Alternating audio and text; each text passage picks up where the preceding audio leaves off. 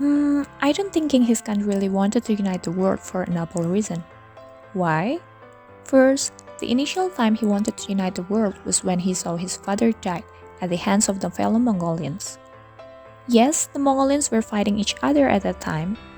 For that reason, I can understand why he wanted to unite the Mongolians. But after the Mongolians were all united as one, Genghis Khan didn't stop there. Am I right? He wanted to quote unquote invite other empires such as China to join his empire. China might have mind their own business at that time. They already had their own empire with their own problem, different with Mongolians' problem. So why bother that China should join his empire? Second, when other people said no to Genghis Khan, just like China, when they didn't want to follow Genghis Khan, what did Genghis Khan did? He was mad. He invaded China, he blocked the Silk Road, which was a crucial road for Chinese, and let the Chinese starve to death. Maybe his dream was great to unite the world, but why did he insist on other people that much? For example, you remind your friend not to play outside when it's raining because they can get sick.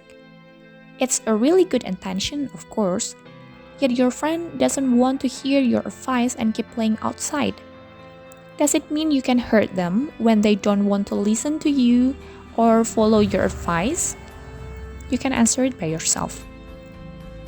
People say Genghis Khan was a master tactician and organizer, but oftentimes using brutal methods. If he really was a genius and brilliant tactician, why did he make his opponents lose by killing them? What's so brilliant from killing, murdering, and slaughtering? If you want to make a united world where people will live peacefully, why should you still bring violence in the process? We know that if people cross his line, Genghis is not known for his mercy. We are talking about Genghis Khan here, a man who could be a brutal emperor who killed millions of Asian and Eastern European people.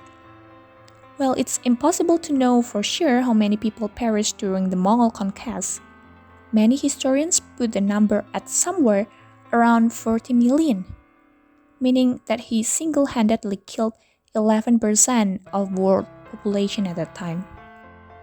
In order to really scare the rebellious state, Mongol Empire under Genghis Khan were ruthless to anyone who could protest their will. Many empires like Baghdad, Kiev, Nishapur, and Samarkand were destroyed to the ground and the population were mostly reduced in order to cut all new rebellions, so that others would fear and not to become a rebellion again. My point is simple. Mongols had to be violent to survive at that time because of their way of living as steppe nomads. We can see from the early beginning that Genghis Khan even had the bravery to kill his brother. Their life as nomad was tough, hence violence was their natural instinct. Therefore, each new conquest was a way for Genghis Khan and Mongol Empire to reinforce their legend and not unite the world. And for me, that is not something we can admire of. Okay, now Miss Kika's turn to share my opinion about Genghis Khan. Many people think that Genghis Khan was a tyrant and murderer. Well, that was not a wrong opinion to the fact that he killed a lot of people in a brutal way to fulfill his ambition.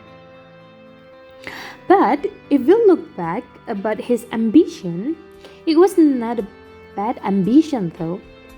He tried to unite the world so that no more war from the tribes or even kingdoms.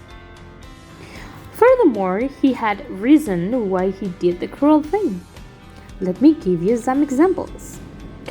First, when he killed his older brother and he lied to his mom, was because his older brother kept all the food they had for himself and let the other people starve. Another example, when he blocked the Silk Road and make all the people in Beijing died, was because the Chinese people refused to be his ally.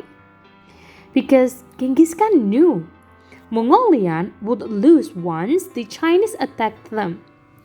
That was his strategy to protect his people. I know that having reasons for doing bad things do not make them good, but that will make it more understandable. In fact, that women under Genghis Khan was treated better. Slavery was illegal and he made the women become the leader of their own house. That maybe the other leader or emperor would not do that thing in that era. And then he also made many inventions that we still use 100 years later or even now. Do you know what is that? That is paper money. So far, for me personally, he was not just a tyrant or murderer, but he's also a hero. Okay, now 5th grade, you can look at your living book and start doing the question. If you need any help, you can text Miss Kika or Miss Lauren. Good luck!